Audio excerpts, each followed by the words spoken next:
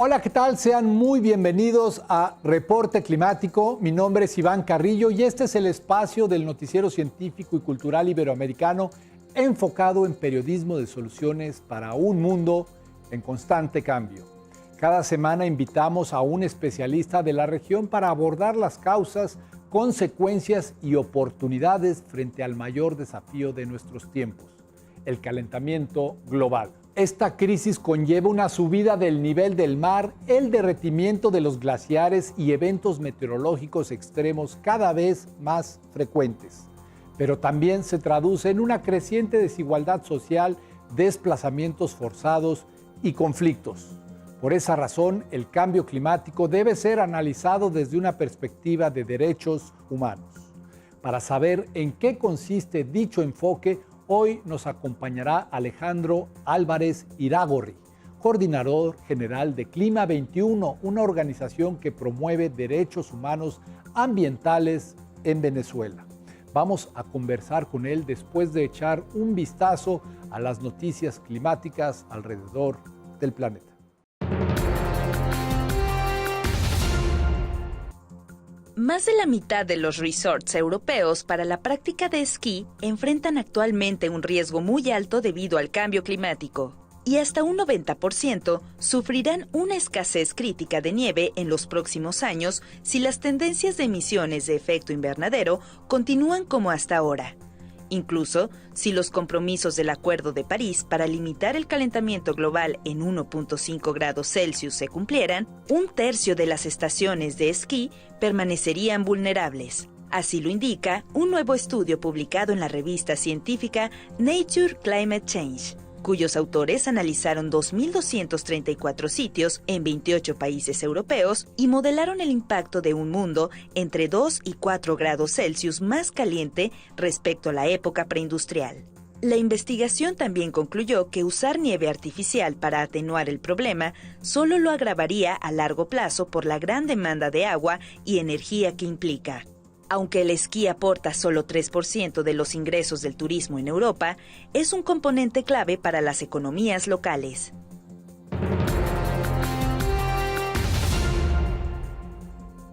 Los ecosistemas están desplazándose debido al cambio climático, lo cual supone pérdidas económicas que recientemente fueron cuantificadas por país con base en su capital natural. Este se define como el conjunto de bienes y servicios que provee la naturaleza. Algunos, como la madera, son comerciables y otros, como los beneficios mentales de una caminata por el bosque, no tienen un valor en el mercado. De acuerdo con un nuevo estudio publicado en Nature, estos últimos se reducirán 9.2% antes de que termine el actual siglo. El capital natural de mercado también decrecerá, pero lo hará en una proporción de 1.3%.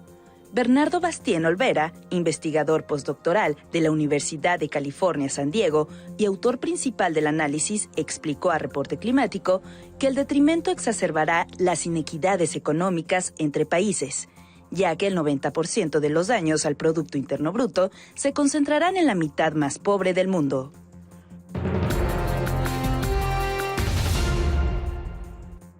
El cambio climático está adelantando la floración de las rosas de Bulgaria, cuyos pétalos son la base del 85% del aceite esencial que se utiliza en la industria de perfumes, cremas y otros cosméticos. Según fuentes históricas, en el valle de Kazanlak, estas flores se cultivan desde que existía el antiguo reino de Tracia, hace unos 2.500 años. A la fecha, para obtener un solo gramo de aceite de rosas, se deben arrancar manualmente más de 1.000 pétalos y la calidad del extracto depende mucho de una delicada combinación de temperatura y humedad. Productores búlgaros dijeron a la agencia Reuters que este ciclo, con el invierno menos frío y la primavera más cálida, la recolección comenzó 3 semanas antes de lo normal. Por tal razón, expertos consideran que cada vez será más necesario que la agricultura recurra a tecnologías para mitigar los impactos de la alteración del clima. Mientras que con su conocimiento, los científicos tendrán que recomendar nuevas zonas donde los cultivos prosperen. La alteración del clima no es un problema nuevo. Ya en 1972, la Organización de las Naciones Unidas convocó a una conferencia mundial para delinear principios comunes de protección, preservación, recuperación y mejoría del ambiente.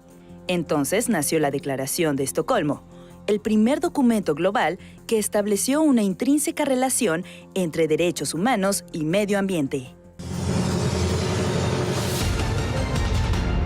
Bajo la Declaración de Estocolmo, los derechos humanos no se pueden disfrutar sin garantizar primero la calidad ambiental. Al respecto, Alejandro Álvarez nos comenta lo siguiente. Lo primero que puede decir un gran activista de derechos de pueblos indígenas o de africanos de Nigeria dijo en alguna ocasión que los derechos ambientales eran los primeros derechos humanos. ¿Por qué eso? Porque si no tenemos disponibilidad de agua que esté en condiciones sanas, si no tenemos un aire sano que respirar, si no tenemos condiciones ambientales que nos den un riesgo a nuestras vidas, como inundaciones o cualquier otro tipo, nuestra vida y todo el resto de los derechos están en entredicho. Es decir, son unos derechos que son primordiales, son la base real de todo el resto de los derechos, tener una condición ambiental que nos dé la posibilidad de una vida digna, que es la base completa de todos los derechos humanos. Esto significa que lo que solemos llamar por separado derechos ambientales son, en esencia, derechos humanos. Están ya bien reconocidos por la Comisión, el Consejo de Derechos Humanos de Naciones Unidas como un elemento primordial dentro del tema de derechos humanos. Son derechos humanos. Y están cada vez más, digamos, fortalecidos por cada vez mayores posibilidades dentro del Consejo de Derechos Humanos y dentro de Naciones Unidas como elementos cada vez más importantes. La primera vez que habló sobre derechos humanos ambientales fue hace 70 años en la Cumbre de Estocolmo, donde apareció en su acuerdo final el hecho del derecho, decía que los hombres tienen derecho a vivir un ambiente limpio, sano y seguro. Poco a poco, tal premisa ha trascendido más allá de los acuerdos internacionales, permeando en las leyes de cada país. Ya en el año 2010, la Asamblea General de las Naciones Unidas reconoció el derecho al acceso al agua y al saneamiento como un derecho humano ambiental para todas las personas en todo el mundo. Y el año pasado reconoció el derecho a un ambiente sano y limpio como un derecho humano. A su vez, al menos 100 constituciones o legislaciones nacionales en todo el mundo reconocen los derechos humanos ambientales como parte de los derechos de sus ciudadanos.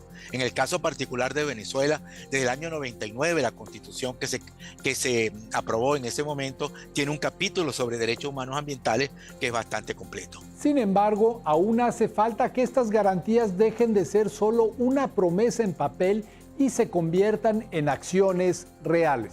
Es una contradicción absoluta, es una de las contradicciones más grandes que tenemos en este momento. Una situación que es reconocido por una cantidad enorme de organizaciones y legislaciones, pero a la vez, como dices tú, ahorita estamos en una triple crisis ambiental de cambio climático, de extinción de la diversidad biológica y el tema de la contaminación general que está ocurriendo en todo el mundo, que a su vez esas distintas componentes no están separados entre sí, sino que se interactúan entre sí para potenciarse y para hacerse más potentes los unos a los otros.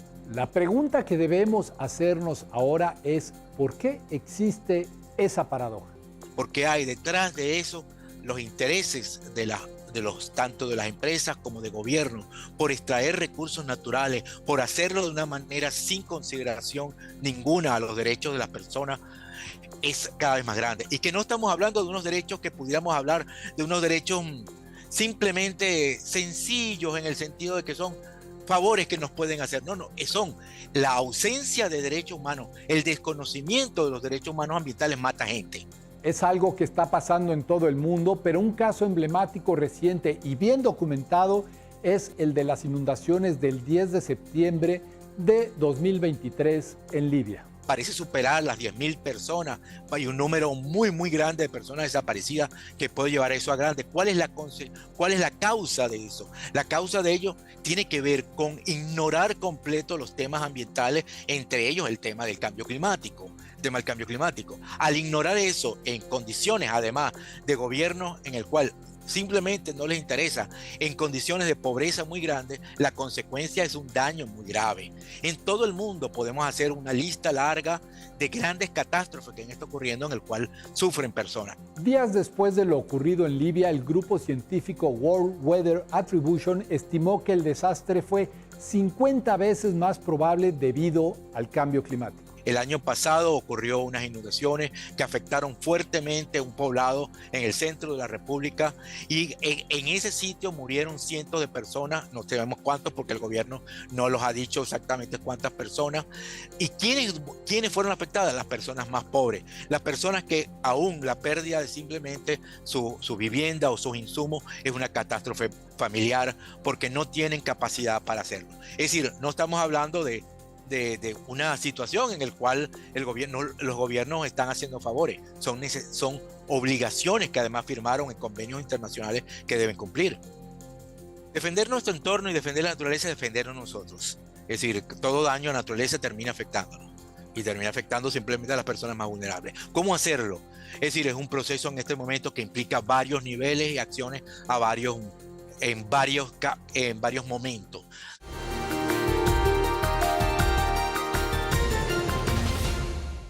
Cada año, la mala calidad del aire derivada de la quema de petróleo, gas y carbón provoca a nivel global 7 millones de muertes prematuras, según datos del Banco Mundial.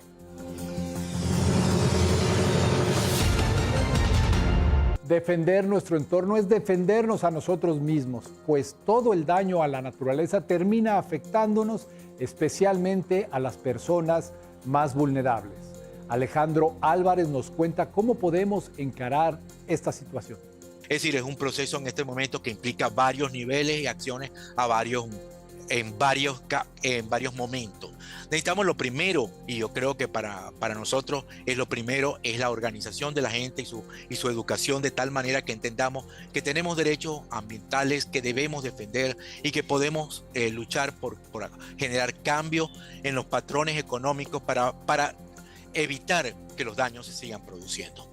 Existe un sistema universal de derechos humanos cuyo sistema universal actúa también en defensa de los derechos humanos ambientales. En Latinoamérica, la Comisión Interamericana de Derechos Humanos ha tenido posiciones y ha hecho frente a situaciones ambientales de manera muy importante, todavía no de manera totalmente efectiva. Es decir, ¿qué quiero decir con efectivo? No ha generado los cambios necesarios que debería producir, pero son avances, y en el tema de derechos humanos los avances son progresivos y van creciendo. Por ejemplo, la abolición de la esclavitud es una lucha que ha durado siglos y aunque todavía no es posible declarar el triunfo total, sí podemos celebrar éxitos importantes. Algo similar sucede en el terreno ambiental. Quiero recalcar que no hay victorias definitivas, son grandes batallas a largo plazo, porque los intereses económicos son muy poderosos.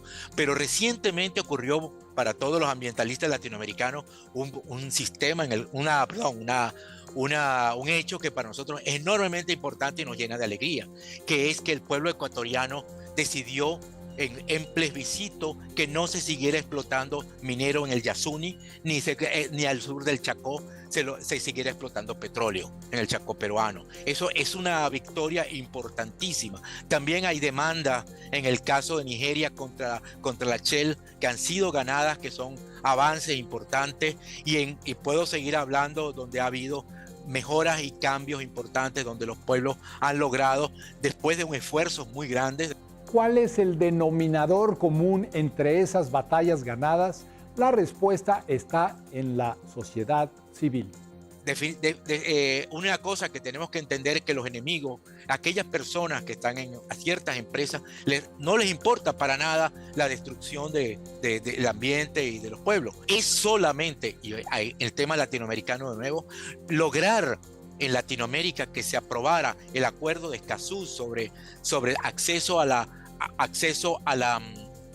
información, a la participación, a la justicia y la defensa de los defensores, a pesar de que todavía el camino que hay que recorrer es muy grande. Venezuela no lo ha ratificado, ni siquiera lo ha firmado, es muy importante, pero eso no fue de gobierno, eso fue de organizaciones de la sociedad civil que presionaron para que se lograra.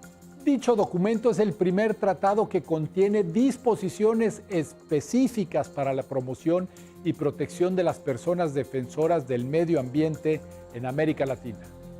El derecho a la información, a la participación y al acceso a la justicia son elementos prioritarios para poder defender el ambiente. Si tú no tienes información, si tú desconoces lo que está pasando, si tú estás simplemente muriendo sin saber las causas de la muerte, que puede ser como está ocurriendo en algunas partes de la Amazonía peruana o incluso de la Amazonía venezolana por el caso del mercurio, ni siquiera tienes información al respecto, simplemente no vas a poder defender tus derechos. Luego tienes que tener capacidad de poder participar en la toma de decisiones y luego poder llevar a los que están generando los daños, tienes que llevarlos ante la justicia y tiene que haber acceso a justicia efectiva. Escazú simplemente es un sistema que permite ayudar a los países, porque no está externo a las legislaciones nacionales, sino que está interno, ayuda a los países a poder organizar sus sistemas de información, de participación y de justicia en dirección a que cada vez sea más efectivo. Este tipo de instrumentos son muy útiles para la acción climática, pero no son los únicos que pueden ayudarnos. Así lo precisa Alejandro Álvarez. El primero es la organización de la gente. O sea, es la gente desde sus capacidades de base, en sus capacidades de actuación, son los primeros que pueden actuar porque son los que están sufriendo el problema y los que tienen conocimiento de situaciones. Y eso ha ocurrido, y en particular quiero hacer énfasis en el tema de Latinoamérica. En distintas partes de Latinoamérica han ocurrido que a partir de la acción de pueblos indígenas, pueblos afrodescendientes o simplemente poblaciones urbanas de menores recursos han actuado y han ayudado a que las cosas hayan cambiado. Pero tiene que haber un proceso de organización popular que sea capaz de fortalecerse y de organizarse, articularse con otras cosas. Un elemento particular que hemos tenido que aprender un poco a la fuerza aquí en Venezuela es que en Venezuela, que no lo hacía antes, que tenemos que articularnos con los problemas de toda Latinoamérica y del mundo para fortalecer nuestras capacidades internas, porque teníamos una capacidad interna pequeña. Ahora tenemos necesidad de articularnos con los distintos grupos que hay en el mundo. No todas las iniciativas terminan en un progreso a favor del ambiente. Como coordinador de Clima 21, Alejandro Álvarez ha sido testigo de una dinámica de avances y retrocesos. Llegamos al Acuerdo de París, que fue un avance extraordinariamente importante después de años de parálisis completo, después de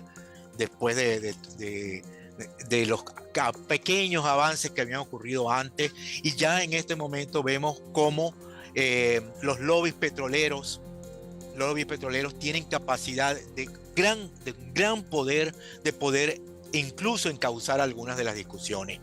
Los lobbies mineros y petroleros están ocurriendo y vemos además una situación que para mí me preocupa mucho. A mí realmente el tema de la dicotomía capitalismo-socialismo cada vez me resulta menos interesante, porque no me explica algunos temas de lo que están ocurriendo y me explica más el tema de democracia contra no democracia, ¿no?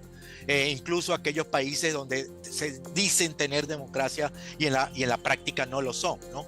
En la práctica no son, incluso hasta el país con la democracia más grande del mundo, los Estados Unidos de América, donde los retrocesos que han ocurrido en materia de democracia son enormes. A la vez nos encontramos en un capítulo de nuestra historia en la que nunca había sido tan fácil organizar. Tenemos un momento histórico extraordinariamente interesante, la existencia de una capacidad de tener comunidades globales a través del Internet. Y estamos comenzando a conectarnos de una manera. Esta entrevista no sería posible en otros momentos. Y esto tenemos que utilizar este poder de comunicarnos, articularnos, poder tener conexiones que antes hubieran sido extraordinariamente difíciles y costosas, para poder hacerlo, poder tener capacidad de aquellos que estamos siendo más vulnerados por las decisiones de gobierno, para poder incidir en la discusión internacional y poder decirle a la gente poderosa: oye, mira, no vas a poder hacer todo lo que quieres, pero porque va a haber gente que va a resistir.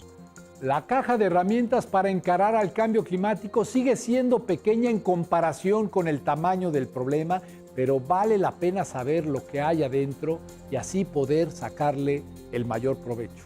La herramienta primera se llama educación. Mandela dijo que si quieres cambiar que el verdadero cambio ocurría a partir de la educación. Entonces tenemos que empezar a educar gente y tenemos que hacer un esfuerzo educativo a gran escala para enseñar a la gente no solamente qué es el cambio climático, sino cómo actuar, es decir, cómo protegerse. ¿Qué significa adaptación al cambio climático? Cómo un campesino, un indígena o una persona que simplemente tiene una finca con una serie de animales adentro, ¿qué significa para el cambio climático y cómo puede protegerse? Incluso como un empresario interesado puede entrar a defenderse, como un municipio puede hacerlo. Una segunda herramienta clave son los canales de participación ciudadana. No es todo el mundo opinando de todo, porque eso no tiene sentido y termina siendo una anarquía total, pero sí cada persona tiene el derecho a poder decidir cómo puede hacer las cosas y en qué momento puede hacerlo.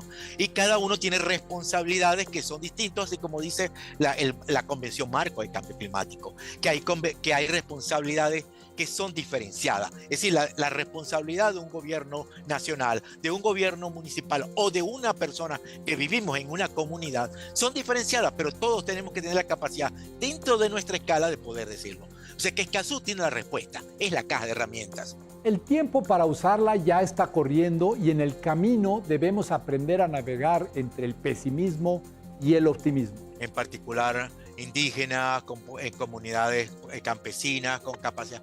Y los oigo hablar, sus núcleos de resistencia, hacen núcleos de resistencia extraordinarios y digo, wow, aquí está el futuro. Cuando oigo jóvenes, cuando oigo a gente, pero cuando oigo a gobiernos me entra un pesimismo muy profundo. Es decir, es mezclado, un sentimiento muy mezclado que implica, yo creo, mantener. Y le digo, todos los que trabajamos en ambiente y trabajamos en educación, somos obligados al optimismo, porque nuestro trabajo es principalmente una apuesta a futuro, pero no pienso en este momento en cuál va a ser el gran milagro por parte de los estados, sino cuál va a ser los cambios que van a surgir de las propias comunidades, de las propias personas. Prácticamente en todos los países y en muchas ciudades existen organismos ambientalistas, organizaciones ambientalistas que acérquense a esa gente. Esa gente además tiene ya trabajo realizado, que vienen años haciéndolo y que busquen aquellas que se vean con trabajo serio y van a conseguir cosas muy importantes que esa gente está haciendo, además con un criterio que además es importantísimo, que es el criterio local, es decir, cuáles son los temas. Porque el cambio climático, como un todo, no lo podemos abarcar, es demasiado grande. Abarquemos lo que estamos a nuestra capacidad de acción, lo que está cerca, porque es la suma de esos pequeños trabajos lo que va a hacer el gran cambio. Muchas gracias por habernos acompañado en este reporte climático. Yo soy Iván Carrillo y los espero la próxima semana con más periodismo de soluciones para un mundo en constante cambio.